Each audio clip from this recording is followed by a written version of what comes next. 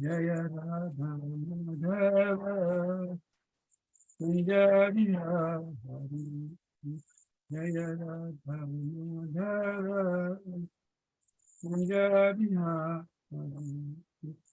Hare Krishna Hare Krishna Krishna Krishna Hare Hare Hare Rama Hare Rama Rama Rama Hare Hare Jaya Madhava Jaya Punjabi Hari Jaya Radha Krishna Radha Krishna Radha Jaya Radha Ramana Radha Ramana Radha Jaya Radha Madhava Radha Jaya Jaya Jagannath Jaya Jagannath Jaya Baladev Jaya Subhadra Jaya Giri Govardhan Giri Govardhan Giri Govardhan Jaya Giri Govardhan Gita Govardhan Bol Hari Bol Hari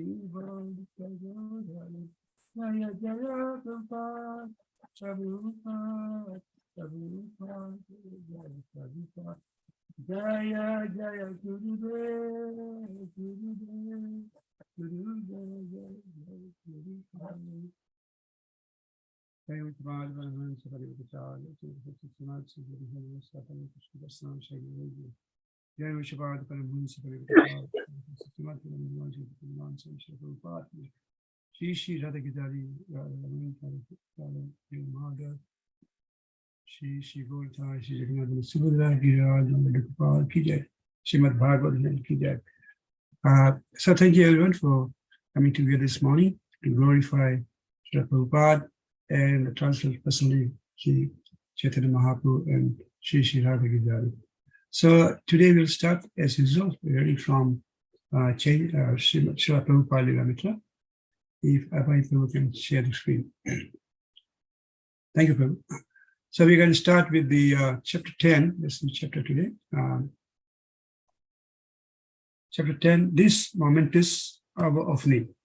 So Prabhupada, this our capacity of presenting the matter in adequate language, especially a foreign language, will certainly fail, and there may be so many literary discrepancies, in spite of an honest attempt to present it in a proper way. But we are sure that with all of us in this connection, the seriousness of the subject matter will be taken into consideration, and the readers of the society will still accept this account of it being an honest attempt for glorifying the Almighty glory, so much now badly needed. From Srimad Bhagavatam, 21:1. Bhaktivedanta Swami, accompanied by some of the Kesavji Math's devotees, made a short preaching tour of Agra, Kanpur, Jhansi, and Delhi. But he was soon back in his place at the Vamsi Gopal Lalji temple. No one called him Abhay Babu any longer.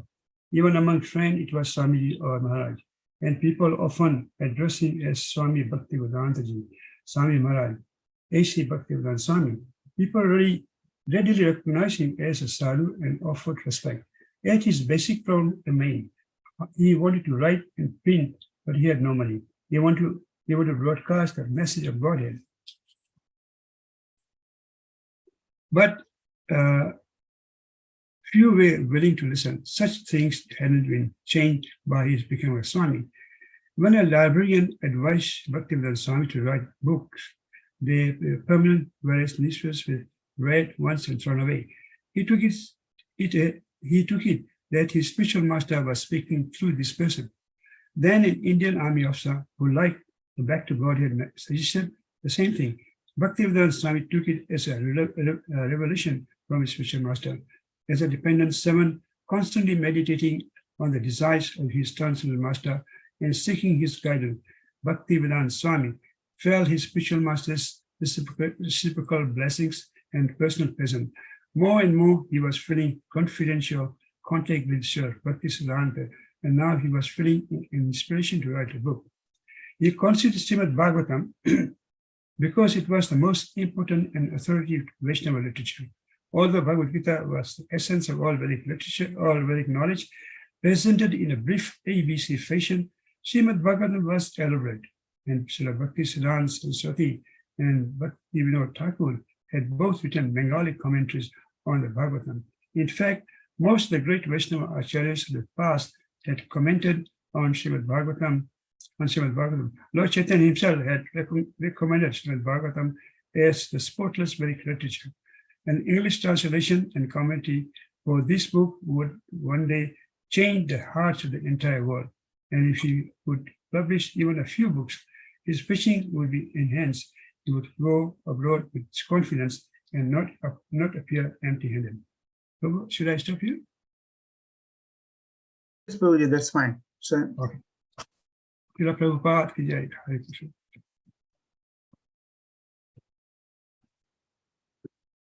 And now we'll read the Srimad Bhagavatam verse. So today we're discussing Srimad Bhagavatam, Canto 4, Chapter 22, verse 47. Om Namo Bhagavate Vasudevaya. Om Namo Bhagavate Vasudevaya. Om Namo Bhagavate Vasudevaya. Narayanam Skritam Dharam Cheva Narottamam Devim Saraswati Vyasam Tato Jayadadaya Nastaprayesta Padresu Nityam Bhagavata Sevaya Bhagavati Uttam Sloke Bhakti Bhakti Hitaki. Srimad Bhagavatam Ki Jai. So today's verse is 422.47. Before I start, a bit of a disclaimer. I'm just presenting this verse as a service to the devotees. And if there are any discrepancies, I ask forgiveness. And if you can correct me if there's any problem, you'll be most welcome. I'm just doing this as a purification for myself. Thank you, Hare Krishna. So we'll go to the verse. Ye itrishi bhagavato gatir atmavada ekanto nigamibhi pratipaditanaha tushanva adharbha karunate swakatratena nityam Gol nama tat pati karoti vinodi patram. Once again. Ye idrishi bhagavato gatir atmavada ekanto nigami pati paditana Vishyanava abhadra karuna swakatrena nityam Ko nama tat patri karoti vinoda patram. Hare Krishna. Anybody would like to recite? Hare Krishna, Prabhu, Dandavat Pranam. Yaridrishi Bhagavato Gatiratma Vada Ekanto Nigamivi Pratipaditana Tushantu Abhadra Varuna Shakrite Nittam O Nama Tat Prati Karoti Vinoda Patram. Hare Krishna. Hare Krishna, Prabhuji, I am also trying. Thank you. Oiridrishi Bhagavata Gate Ratmava Ekantato Nigamivi Pratipaditana Tushanto Adhabra Karunam Sakritena Nityam Ko Nam Tat Prati Karoti Vinoda Patram. Hare Krishna, Prabhuji, Dandavat Pranam. Mataji, go ahead. Thank you. Oiridrishi Bhagavato Gatiratmavada Ekantato Nigamivi Pratipaditanaha Tushantva Adabra Kuruna Sokritena Nityam Unamatat Prati Karoti Vinoda Patram. Hare Krishna.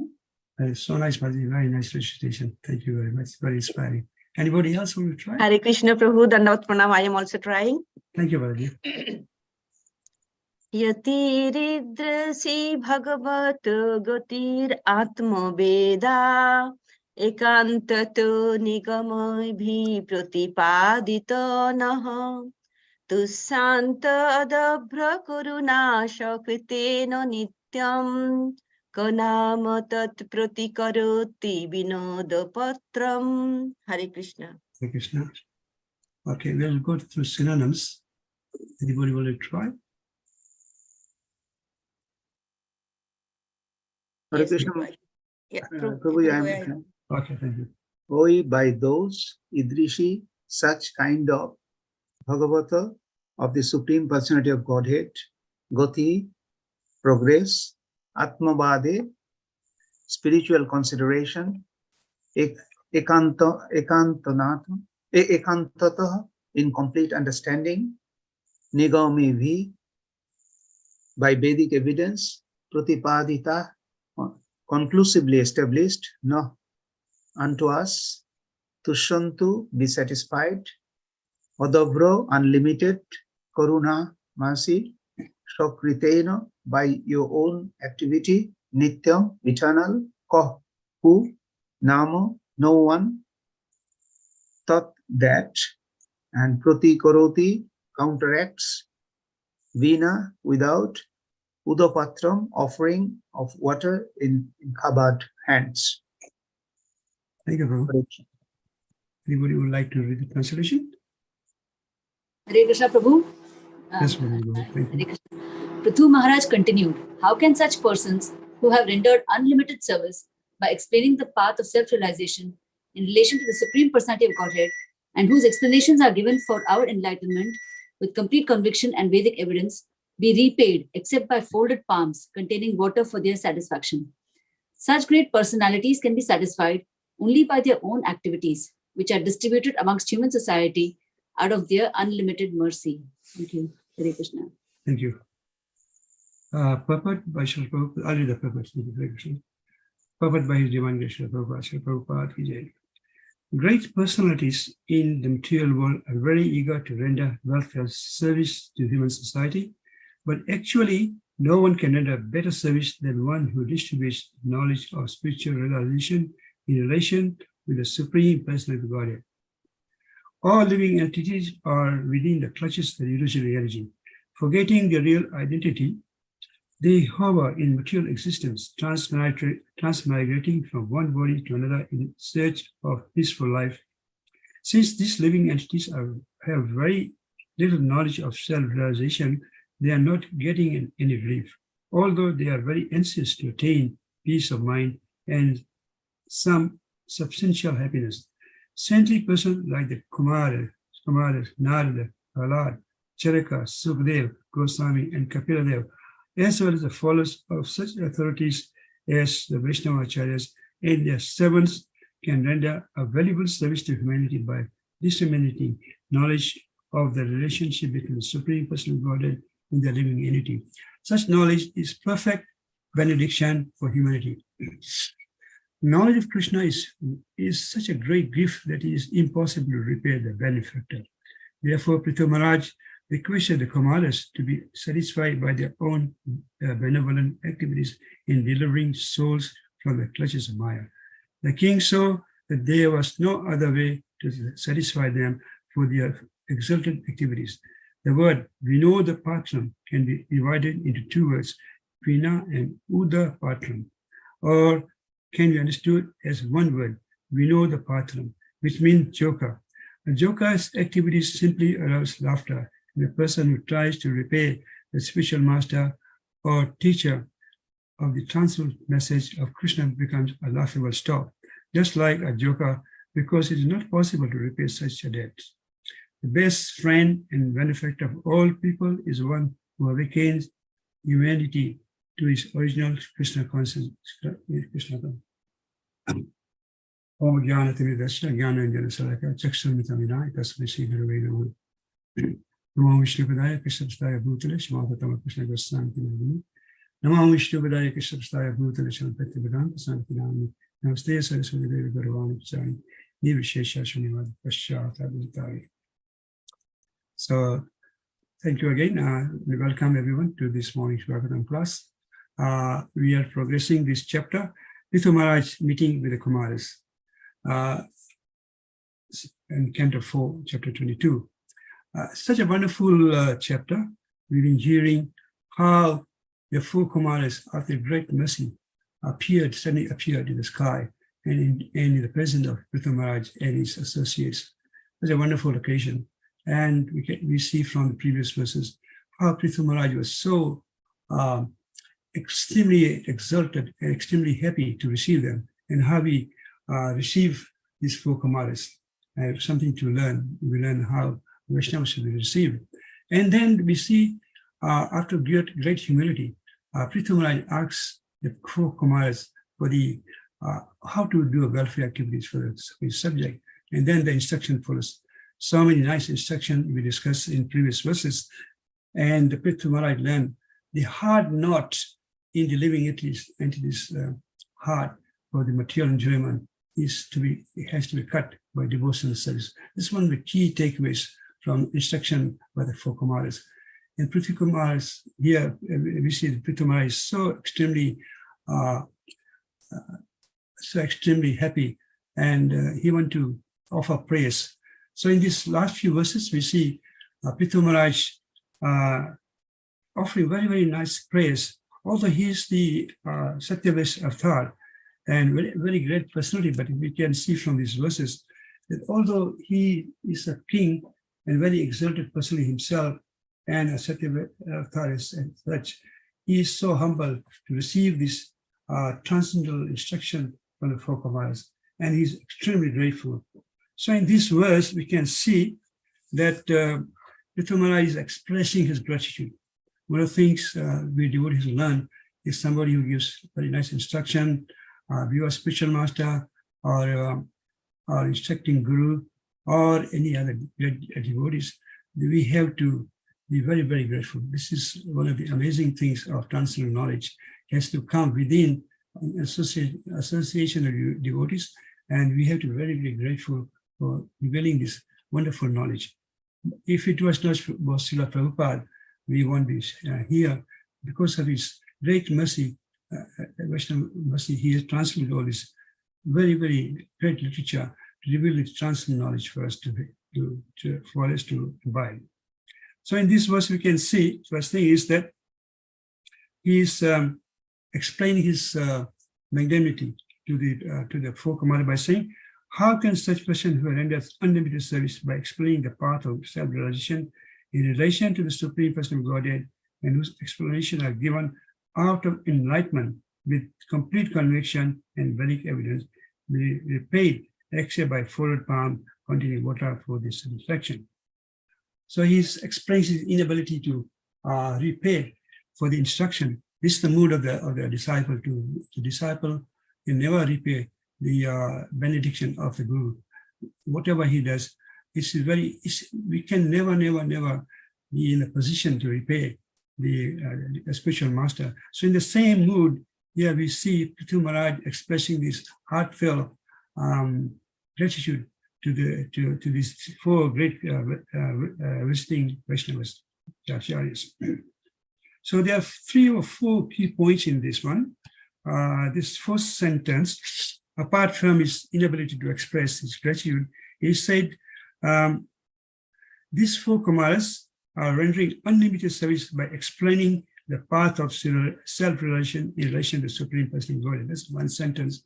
So the great Acharyas, coming in line of Chaitanya Mahaprabhu and the previous Acharyas, their one inspiration, the one goal is to inspire the living entity and give them instruction so they can render devotional service and go back to Godhead. That is their prime objective, give the love of Godhead. And this service is unlimited. We cannot measure it. It's unlimited service. Why? Because explaining the path of self-realization so we can go back to Godhead. This is the best welfare activity So somebody can do some menial service, opening hospital, building roads, or constructing big, nice ponds, or feeding millions of people, giving some charity. These sort of services are also pious activity and appreciated, but it's nothing in comparison to the service of giving this transcendental knowledge. Why? Because by giving transcendental knowledge, the living entity become enlightened and become eligible to go back to Godhead. That is the greatest service. So that's why Prabhupada is stressing, and the spiritual masters are stressing, and all the acharyas is stressing to give this transcendental knowledge to all living entities, in spite of so many difficulties. So because this transcendental knowledge can take one back to Godhead, and then there's no hardship of birth, death, old age. This is completely eradicated. So there'll be no need for hospital, road, education system, administrative system, prisons, hospital, road, and all these welfare activities come to zero. Also, we should realize this welfare activities is good in a sense, but it's pious activities. So the person who gives these pious activities also gets contaminated because he has to take birth again to enjoy the benefits or the fruits of his pious activity. So it's also binding. It's a good activity, but he's come back to enjoy the fruits. So it's not the root cause of removing ignorance. It's come back. In case he comes back to enjoy the fruits of his activities, he might be again tempted to go back into sense gratification and again go through the cycle of birth and death. So it's not a very good system. The main system is to go back to Godhead. And this knowledge is given by this, the great acharyas, like these four Kumaras. Then he says, the explanation, whose explanation are given out of for our enlightenment and complete conviction and very evidence. So three things are there. This explanation are given through for enlightenment, and because there is such a purity, there's complete conviction, and not only conviction, and they are giving Vedic evidence. So the way to hear authority is to make sure the person giving class or knowledge is giving us for the benefit of humanity, for enlightenment, his complete conviction, and he's giving the Vedic evidence. We see very nice devotees giving very wonderful classes. This is the main platform. It has to be within the checkpoints of Guru, Sadhu, and Shastra. This is the pros and cons. How do we check balance? Whether the person giving evidence or person giving explanation is in harmony with the explanation given by the Sadhu, Guru, and Shastra. This is the check and balance of the Vedic system. So because these personalities, the four Kumaras, are extremely elevated, they have firm conviction, and they have got sort of Vedic evidence. So when they give this knowledge, it goes in the heart of the devotee and inspires the devotee, and then the devotee becomes transformed. So this is one of the reasons we should not be listening to some other people, personalities who are not giving Vedic knowledge through evidence or through following the Sadhu, Shastra, and Guru system. Now they are on YouTube, so many acharyas, supposed to be acharyas, and personally giving so many exalted explanation, but because they are not following this parampara system, it's very dangerous to hear them. I was hearing a class by His Grace Radhesham Prabhu from Pune. He was saying they had some wonderful devotees. And one group of devotees were headed by one very advanced devotee, very nice devotee. But eventually he started hearing from this Vrindavan gurus, and his mind got diverted. He thought, what Prabhupada is given is not complete. I'd like to hear one more exalted things. Eventually he started hearing so much, and he started preaching to his congregation, and came to the attention. Eventually he left because his mind got diverted. And the reason Radhesham Prabhu was saying, because in this age of Kali Yuga, people want to have instant evidence, instant enlightenment. They don't have so much patience. So when devotees hear like this, oh, this guru or this follower or this group is giving so much Radha Krishna love affairs, they get attracted. Oh, so this is higher. Although they're not qualified, they just go because they want quick results. Because of the flickering mind and because they're impatient to properly study Srila Prabhupada books in associated devotees, their mind get diverted and eventually they go to another platform which they're then qualified to hear and they fall down. So very, very dangerous, because it says here, whose explanations are given for enlightenment with complete conviction and Vedic evidence. So we see in the same system as being followed in the beginning of Srimad Bhagavatam, in chapter 3, we see this question by the sages. So the Goswami is the devotees are asking Sudagami, the sages are asking Sudagami the 7th question towards the end of the chapter. And what are the qualifications of Sudha Goswami? Sonat Rishi is saying here in the Canto 1, chapter 6, verse 6, it says, Tatya kalau puranani sahitam chanaga achanti api adhitani dharma sastrani antiyuta. Translation by Srila Prabhupada. The sages say, respected Sudha Goswami, you are completely free from all vice. You are well versed in all the scriptures famous for religious life and in the Puranas and the histories as well, for you have gone through them under proper guidance and also explained them. So what is the qualification of the person giving enlightenment or giving class? He says, this is a standard. I mean, this is a benchmark for a person who wants to give class. He says, you are completely free from all vices. You should be all at least following the 4 basic rules and regulation, completely free. And he should be well versed in all scriptures famous for religious life and the Puranas and histories as well. The histories refers to Mahabharata and the Ramayana. So Sutta Goswami was well respected, not only because he didn't have any vices, he was completely free of vices, but he was well versed in Puranas, Itihasas, and religious books. And why he was more qualified? For you have gone through them under proper guidance and have also explained them. So we see he has only learned this through a parampara, through the proper channel, and also explained them. He even commented because he understood this and he wanted to enlighten others. He has given this explanation. So Prabhupada explaining this is the benchmark. Persons be completely free of vice should have learned this scripture in the parampara system and should be well versed and able to explain the verses. And then in the next verse, the Sutta Goswami is more being glorified by the sages.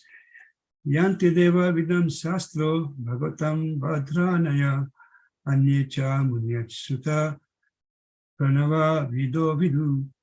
Being the eldest learned Vedanti, O Sutta Goswami, you are acquainted with the knowledge of Vyasadeva, who is the incarnation of Godhead. You also know other sages who are fully versed in all kinds of physical and metaphysical knowledge. And because you are submissive, your spiritual masters have endowed you with all favors bestowed upon a gentle disciple. Therefore, you can tell us all what you have scientifically learned from them. Please, therefore, being blessed with many years, explain to us in an easily understandable way what you have ascertained with the absolute and ultimate good for all people.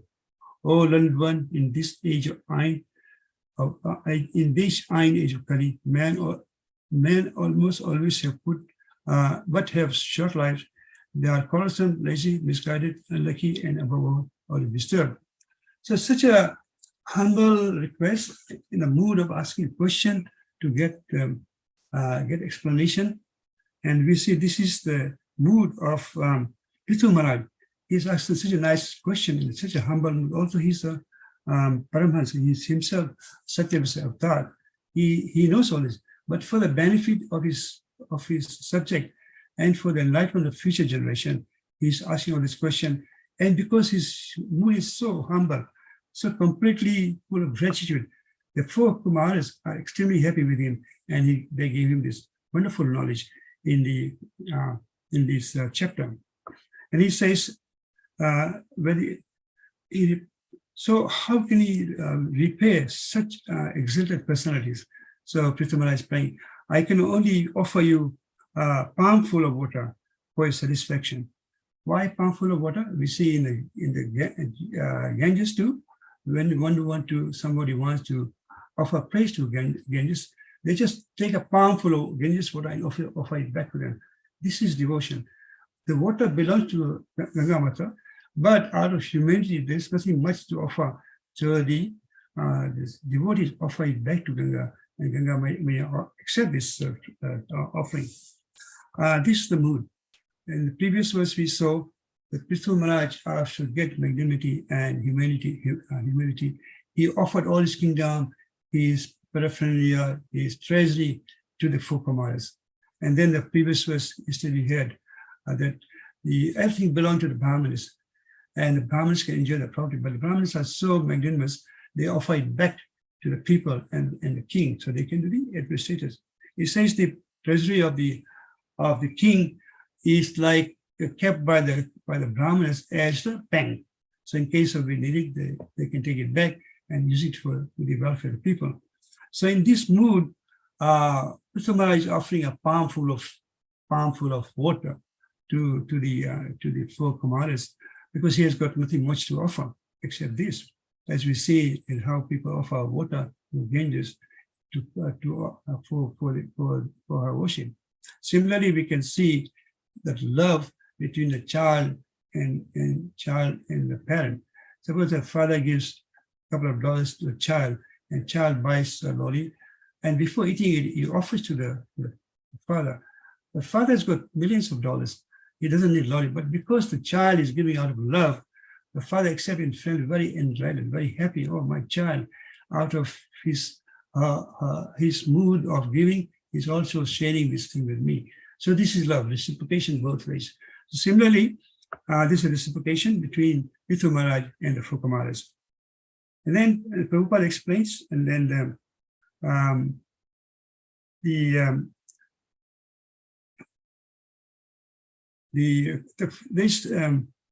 this is the best gift. Knowledge of Krishna is a great gift that is impossible to repay the benefactor. So there's no way Prithu Maharaj can repay the 4 Kumaras for the enlightenment knowledge he has received from them. So he's offering his powerful knowledge, powerful water. And then he says, because you are self-satisfied, the Kumaras' main gift of happiness is because they have become very self-satisfied. They're Atmarama.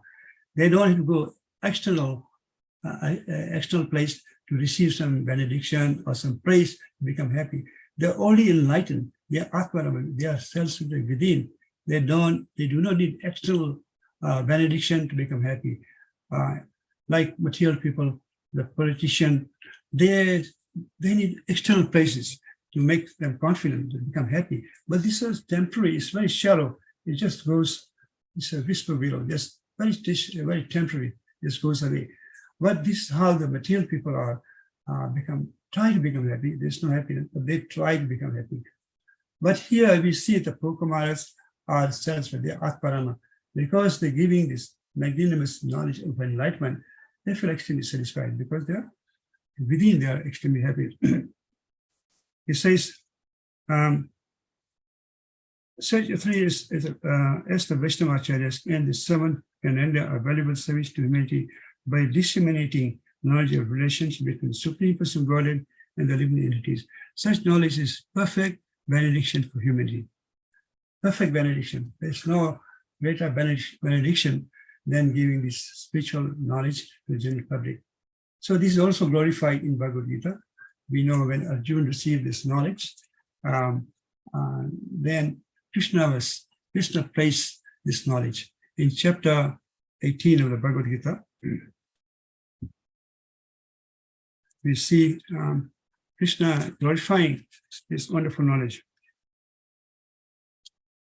Bhagavad Gita, chapter 18, verse 68. Ye idam paramam bhuyam mat bhakte swa adhisayati bhakti mayi praptam param pitva mam ivashyasi asamsaya. For one who explained the supreme secret of to the devotees, pure devotional service is guaranteed.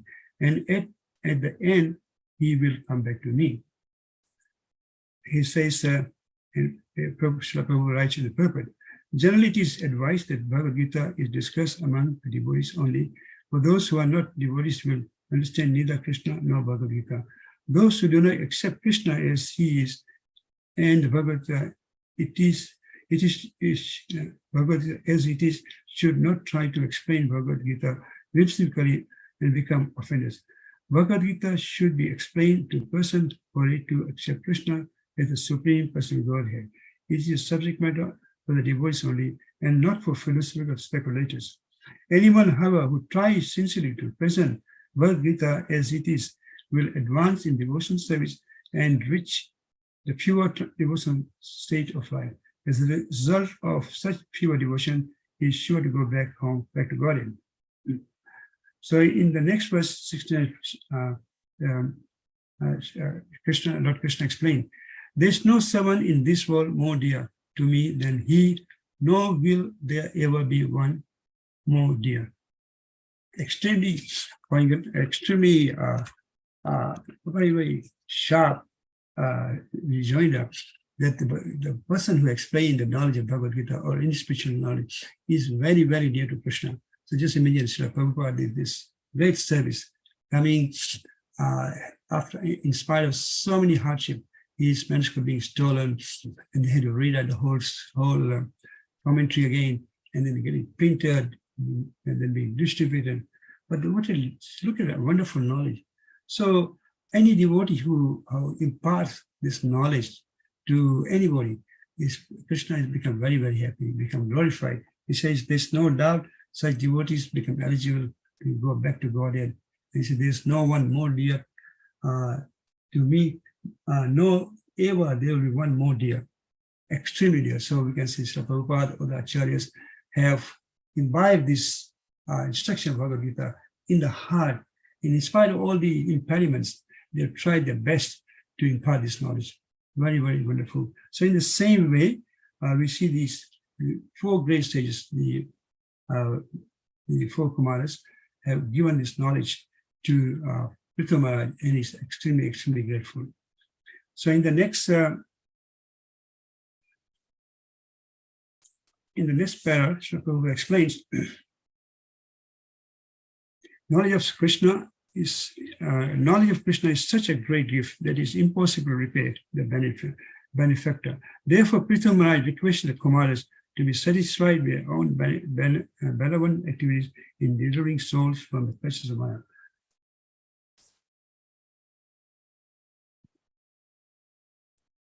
The king saw that there was no way to satisfy them for their exalted activities. The Prithu Maharaj completely saw that he was incapable of glorifying the magnanimous qualities of the four Kumaras. And he says, because they are giving their most enlightened knowledge, and it's the best knowledge, is best, Prabhupada says, is the greatest gift, and it's impossible to repay. So in this humble mode, he's just offering a palm full of water and just giving and saying, oh, these great persons are Atmanama, they're self-satisfied by themselves.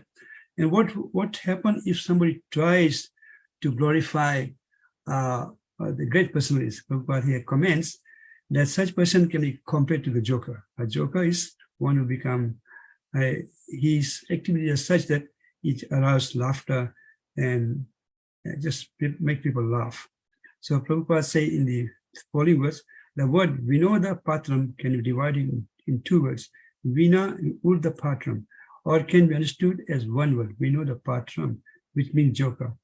A joker's activities simply arouse laughter, and a person who tries to repay the spiritual master or teacher of the transcendental message of Krishna become laughing stock, just like a joker, because it's impossible to repay such a debt. The best friend and benefactor of all people is one who awakens humanity to its original Krishna consciousness. So a person is compared to a joker who tries to repay the spiritual master for all the transcendent knowledge, because it's impossible to repay. There's no materially or no spiritual way we can repay the spiritual master, because the knowledge received is transcendental, is beyond this material conception of life, and extremely, extremely beneficial for giving us, for showing us the way to go back to Godhead. So it's the best friend and benefactor of all people who is one. Again, Prabhupada prays, the best friend and benefactor of all people is one who awakens humanity to its original Krishna consciousness. So the spiritual master extremely benevolent, extremely merciful. And we can see this is exemplified by the personal Nanda and Srila Prabhupada. In spite of such an advanced age, in spite of so many impediments, having 2 heart attacks, living the Bhavri, under such difficult situation, he did not forget the instruction of his spiritual master and try to render this service. And the result is immeasurable. You can see Krishna consciousness spreading all over the world like wildfire. So this is the sum and substance. The acharyas are extremely magnanimous, very, very merciful to save the living entities from the clutches of material existence. And they take a lot of difficulties to spread this message because the heart is full of mercy, they're full of compassion, and that compassion cannot be measured. So one way one can try to repair a spiritual master is to carry out instructions. He said that when the spiritual master gives instruction, he also gives his blessing to carry out those instructions. Sometimes instruction might be impossible, but if the devotee keeps the instruction within the heart, the spiritual master within the heart of the devotee inspires him to carry out that order. Sometimes simply impossible. One time, our spiritual master, Srila Tamakrishna, His Holiness Tamakrishna Goswami Maharaj, was talking to one of his senior devotees, and the senior devotee said, Maharaj, Guru Maharaj, I'll do to my best of ability to carry out your orders. Tamakrishna Maharaj said, no, you do not know your own ability. What your best ability might not be sufficient unless you have this grace of the spiritual master and his benediction to carry out his orders. What seems to be impossible, one can carry out. Sometimes we do not know our own capabilities, but if the instruction of the spiritual master is kept within the heart, and we inspire or we try to do what seems to be impossible, it can become possible by the grace of the spiritual master. Very important. It says that bhakti only comes from, somebody can only do bhakti if that person is a bhakti. Bhakti is given by a bhakta. So the spiritual master is very enlightened, and then by his grace, by his mercy, he can empower a disciple to advance very quickly in spiritual life, because they are full of compassion. Give you one example, the previous acharya who showed extreme compassion. We have the katha of Sripad Ramanacharya. Sripad Ramanacharya, he took initiation from Yamunacharya, a great, very great Vaishnava acharya. But then he also took instruction from many other acharyas.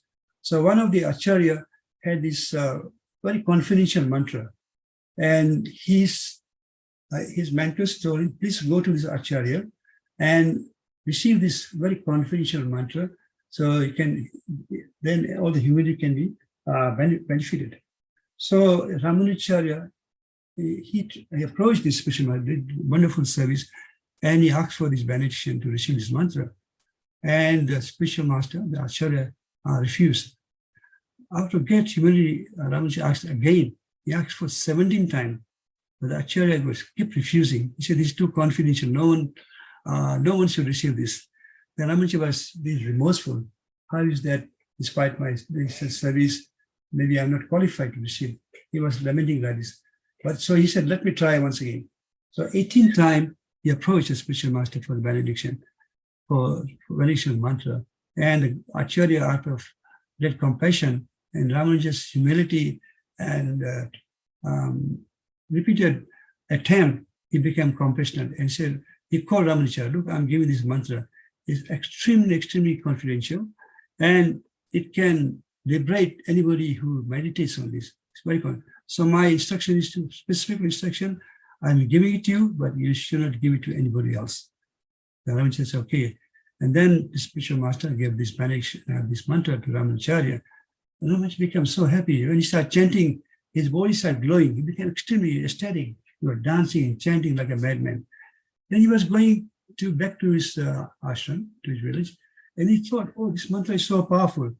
If it can liberate and give this such a benediction, even I can feel it, why should we not tell to other people? They would say, oh, my spiritual master said, no, don't give it to me. Don't give it to anybody else. But he said, okay, anyway, because it's so beneficial, I'll just give it. So he went on top of a building, like a temple. He called all the villages and town people, say, come and hear this confidential mantra. And top of the voice, he gave this mantra to all the people who are gathered. As soon as he uttered this mantra, it became like a Vaikuntha. People start jumping, dancing, crying, rolling the ground. Everybody became ecstatic. Then Rama said, oh, this is such a great mantra. I should broadcast it to everybody. So he was doing this. Then the Acharya had given this mantra. He became aware. Somebody even told him he's distributing this mantra to anybody he come across. And the Acharya became very, very disturbed. So he called Ramanujacharya and talked to him. So Ramanujacharya came and said, they met. Acharya said, I gave you this mantra specifically to you only, and you are not supposed to broadcast it. So why are you doing it? You know what is the result of disobeying a spiritual master?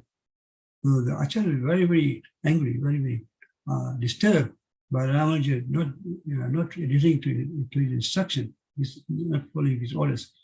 So Ramanujacharya, in a very humble mood, said, oh, my dear Acharya, I know the result of not obeying you. I'll be rotting in hell for many, many millions of lifetimes. So Acharya was amazed. So in spite of knowing this, why did you go and broadcast this knowledge, this mantra? Ramanujacharya say, my dear Acharya, I'm an insignificant person. If by me going to hellish planet for millions of lifetimes, but if there may be billions of people being saved, they can be liberated. This is a small price to pay. I am willing to pay this going to hellish planet for millions of lifetimes, but then so many millions of people will be saved. So when the Acharya heard this from Ramanujacharya, he became shocked. He said, oh, this personality is out of this world. His compassion knows no bound. He said, oh, Ramanujacharya, you are my guru. I am your disciple. You have opened my eyes. There's such a wonderful mantra. We should be sharing it. So then he forgave Ramanujacharya, and then Ramanujacharya gave this mantra many, many times. I think it's Om Namo Narayana. This is the mantra he received in his podcast. I think it's chanted by Sri Sampada people. So we can see the magnitude of the devotees. It's like Prabhupada, at this advanced age, he went and gave this mercy of love of Godhead to all the people in the world. People are completely unqualified to receive it. In a similar manner, how Ramanujacharya, in spite of knowing the repercussion of broadcasting this confidential mantra, he gave this mantra to each and everybody. So this is the magnanimity of the grace of the Acharyas. Here we can see Prithu Maharaj become extremely happy, full of gratitude for the benediction and the knowledge he received these four Kumaras. He's trying to glorify them, but he's not able to do that because it's impossible to repay this transcendental knowledge. So this is a wonderful verse. So many points to take away. How one should show gratitude, how one should appreciate first people who are giving transcendental knowledge, should be non-envious, very, very grateful, reciprocate with them very nicely, to do some service, and then broadcast this knowledge. We should not keep it ourselves. It should be very misery of us to hide this and keep it to us, where we should broadcast it. As the Lord Krishna says in Bhagavad Gita, this knowledge, who distribute this knowledge, confident knowledge, is very, very dear to me. There will be no one more dear to me than them. So this is the Shastra, and we also saw the qualification of the preacher In the case of Siddha Goswami, one has to be free of vices, has to be completely convinced, has to be very well versed in the scriptures, the Vedas, the 18 Puranas, the 2 Itihas, and then able to explain it. And so people can imbibe this knowledge and become enlightened, their life will transform. So these are the magnitude of Chaitanya Mahaprabhu and the great acharyas. We don't, it is my I don't have the capacity to glorify them.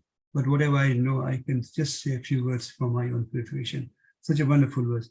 Thank you for listening. So anybody have any comments or question or doubts, I can help, or we can ask the devotees to give some explanation. Hare Krishna, Dandavat Pranam. Thank you, Hare Krishna. Hare Krishna Prabhu, Dandavat Pranam. Dandavat Pranam, Prabhuji. Beautiful explanation of this text. Such a wonderful picking up on so important, but they are so much hidden. It's very difficult to dig it out. But you have so nicely dig it out and expressed your experience and experience to understand us. What is this text is telling us? So yeah, that's I just want to remember that how Prabhupada was stretching, teaching, preaching, how important is preaching. So this is actually highlighted the effect and the importance of preaching throughout the text. And as you mentioned, that nothing can be repaid to the spiritual master and Krishna, because all is the proprietor of everything. So what we can actually offer to them is only devotion. That's why in Bhagavad Gita text 26 of 9th chapter, we offer Patram Pushpam Phulam, but what we actually offer is our love. So Krishna look at this point. He doesn't want anything from us, only the love. Similarly, Prabhupada was sharing his whole spiritual knowledge to the people in general so that they get benefit out of these books. And this knowledge only to be distributed among the people as yata aditam yata mati, without any alteration, as expressed in Canto 1, Chapter 3, Text 44. This Parikshit Maharaj and Sukdev Goswami, as Parikshit Maharaj was listening from Sukdev Goswami, that time Sukdev Goswami was also listening. Then he expressed his knowledge to the sages of Naimisharanya. As it is, there was no duplication. So that would be the quality of a preacher, so that they can preach to the people in the order of yata aditam yatam, no alteration. Then the power of this preaching will automatically benefit the people of the world. So that, and then you have given examples of Ramanujacharya, how he took that pain, but he distributed that knowledge to the people for the benefit of all, not for his own self. So these are the qualities of a great Rishi, the great king, shows us to follow. And Prabhupada is just directing us to this mission of ISKCON, that these are the things we need to share with the people, so that except you, rest all of the people get benefit. And that is in Bhagavad Gita 18th chapter 68 and 69 says, Krishna is more happy if his servant spread this message to the mass of the people for their benefit, not for oneself. And in this mode, Kutumara was trying to pay his homage to the all four Kumaras. Thank you so much, Hare Krishna. Thank you so much, Mr. Chaitanya Prabhu, for recap. Thank you very much for your comments. Anybody else like to comment?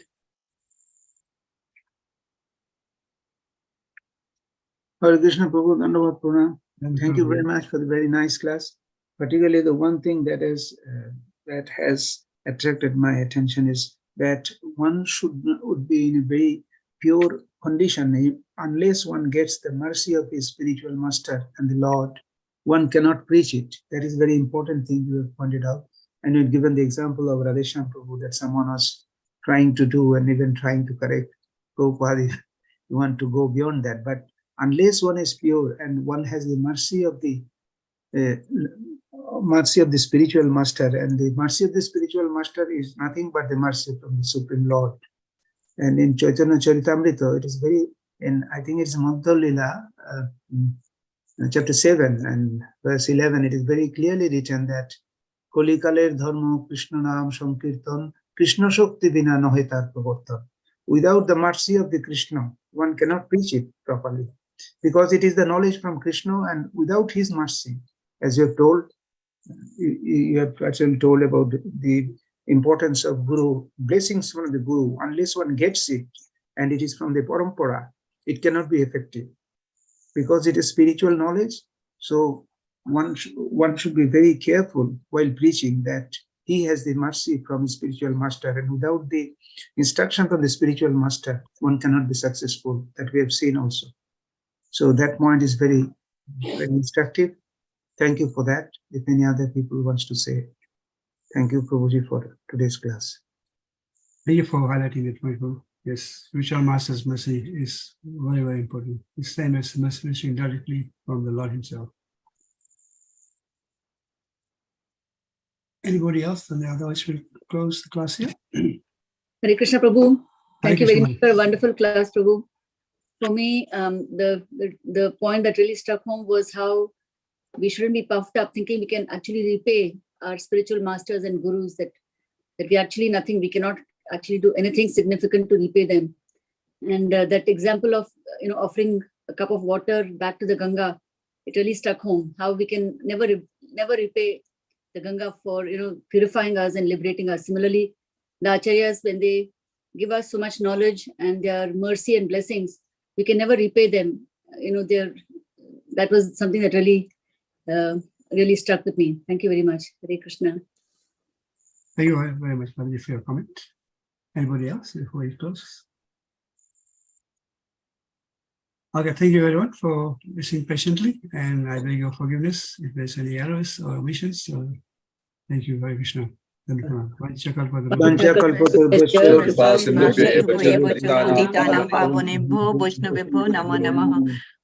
कोटि वैष्णव वृंद की जय।